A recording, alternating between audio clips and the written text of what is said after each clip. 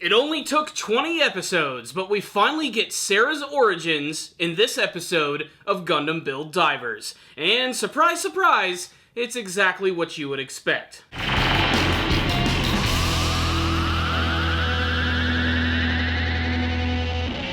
Greetings, my friends, and welcome to another episode review of Gundam Build Divers, an episode which reveals everything. If you haven't watched this episode, I'm going to go ahead and give you that preemptive spoiler warning. Go watch the episode, then come back to this review. Alright? You ready? Alright, we're finally going to dive into Saras Origins, and it's pretty much what we've all been theorizing the entire time. She is actually a being that lives and breathes within the Gundam Battle Nexus. She's an electronic life form, at least according to the Game Master of GBN. And she's actually causing an anomaly within the GBN, which is causing all of this destruction and bugs, and it's only a matter of months before the Gundam Battle Nexus officially collapses on itself. Which leads me to believe, can't they just release another version of the game? But no, that's not where the drama actually comes in this episode. It's actually a pretty predictable route where the Build Divers team learns about the truth of Sarah, and they actually learn about this from that mysterious bird that's been popping up for the last couple of episodes. And this is no just random bird. This is actually the being which created the entire Gundam Battle Nexus. Some female character that we've never seen is apparently using this bird as an avatar, and she's been closely following the Build Divers team and looking at Sarah to see if she's actually going to be the cause of all of these things that are going on in the world. And she actually has a lot of sympathy for Sarah. She doesn't necessarily want her to be erased or to go away or to even lose her memories of all of her friends. In fact, she almost seems like she's a little enamored with the fact that within this world that she created, life actually was blossomed, which when you really think about it, is a massive scientific milestone for this world. They've created a real, living, sentient AI unit, if only by accident. This bird character doesn't really make her presence known until about halfway through the episode.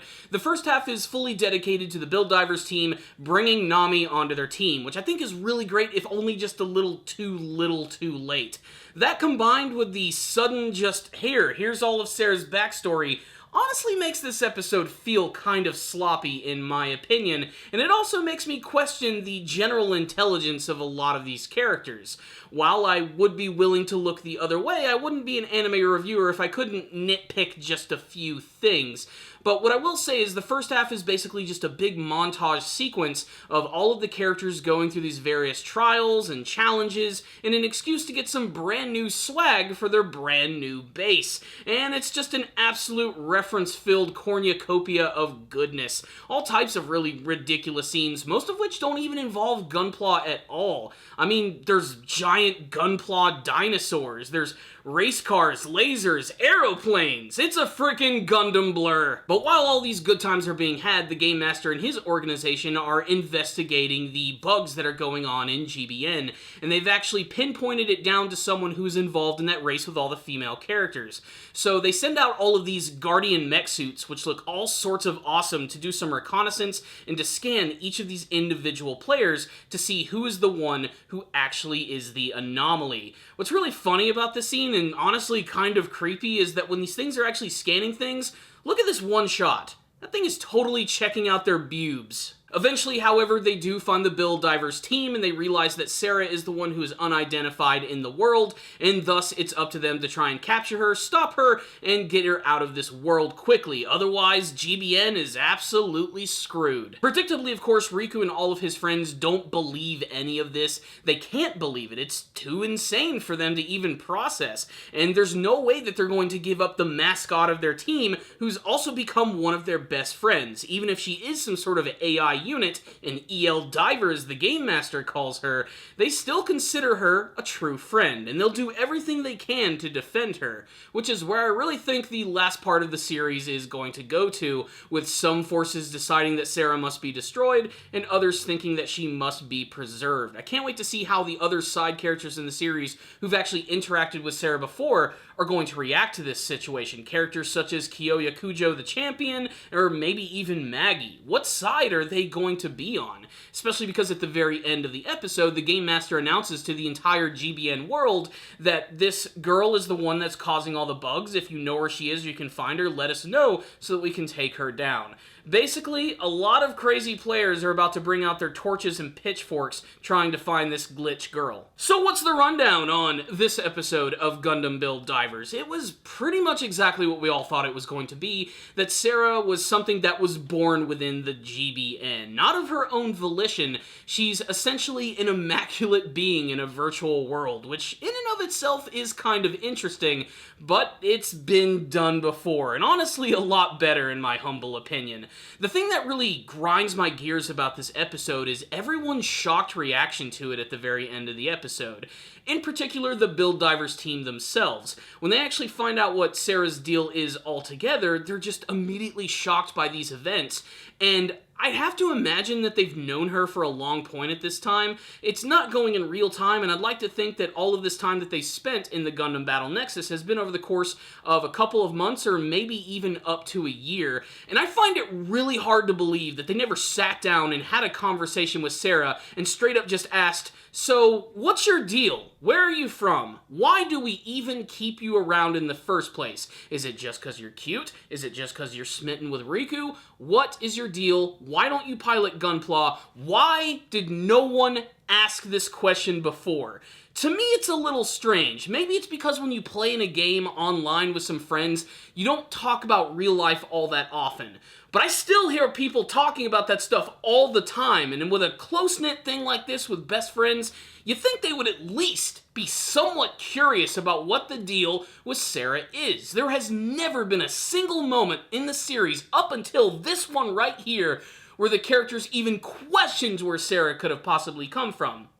And in my humble opinion, that is bad storytelling. Now keep in mind, this is of course just my opinion, yours may differ, and I'd love to hear that differing opinion in the comments section, but really my stance on the series is just this. This plot point should have come earlier on in the series, and honestly I think it would have felt a little more weight if they had introduced it a little earlier on. It would have already given the series a completely different feel.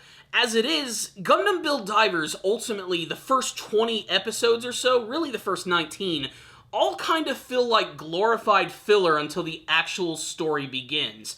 Now, of course, Build Divers can rectify itself by giving us a second season, which builds upon this concept and story, but honestly, I just don't know how they're going to be able to pull that off at this point. According to some of my commenters, apparently the ratings are tanking pretty hard for Gundam Build Divers, and honestly, I can see why. The series has a lot of problems.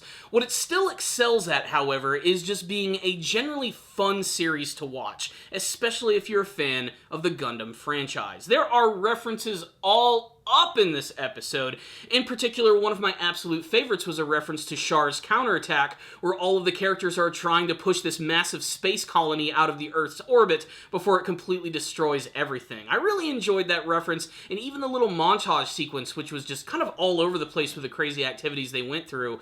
That, and I did like the introduction of this bird character, who's the real creator of the Gundam Battle Nexus. We don't ever get to see who this truly is, and she has a female voice, but there's always the chance that it could be a male as well, and they're just trying to hide the identity of this character. What is really cool about this bird character, however, is that even within this world, she can transform, and there's a great scene where she defends Sarah from one of the Guardian mechs and transforms into basically a giant Rodan monster, even using Rodan's abilities to create massive whirlwinds to destroy this thing. But still, like I said, this is really just a case of too little too late. That's really the feeling that I get from this episode right here, and the fact that it was basically exactly what we've all been theorizing from the beginning also just sort of like diminishes a little bit of the surprise on what the deal with Sarah is. I honestly think that this story would have worked better if they introduced this concept earlier. It's so late in the game here that I find myself just not caring as much. And I got really annoyed too, because apparently they were getting ready to start like a big classic one-on-one tournament like the previous Gundam Build Fighters and Gundam Build Fighters Try. And that's something that I really wanted to see from the series, for them to sort of capture that magic. And I was trying to give the series the benefit of the doubt in the fact that it was trying to do something new, but still, I think its execution is just a little sloppy at this moment. Now, even though I'm being very negative right now, I have to emphasize that I'm still getting a good amount of enjoyment out of Gundam Build Divers. As a huge fan of this franchise, there's still enough here for me to actually enjoy, but for the average viewer, there's just not that much to chew on right here. I mean, there are some characters that you can like, there's even some funny moments, but really, this is kind of a hard one for me to actually recommend to non-Gundam fans. Like I said, there are way worse anime out there. As for what Gundam Build Divers is, for me it's a perfectly fine and average series, and considering how fun the previous Gundam Build Fighter series was, that's kind of a disappointment. That being said, like I said, a 3 out of 5 ain't bad. That's still average and still very watchable, and something that I think all Gundam fans definitely need to check out. You're the ones who are truly going to get the most enjoyment out of Build Divers. But who knows? There could be some really big surprises over the course of the next couple episodes.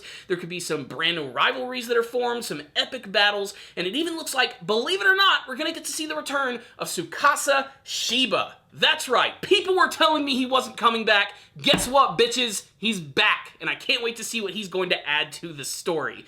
So, there it is. That's my thoughts on this episode. I'm sorry if it came across as a little negative. I'm giving the episode a 3 out of 5. It's still very watchable and definitely made for Gundam fans, but it's not quite what I was hoping for from this franchise. But again, my tune could change in a couple of episodes considering what they're planning to do with the rest of the show. I'm just going to have to wait and see. As it is, that's my thoughts on this one. I'd love to hear all of yours, however, and you can tell me all of them in the comments section below, and of course what you're hoping to see from the rest of Gundam Build Divers. Thank you guys for watching this review. I'll see you guys next time, and as always, stay down now, baby.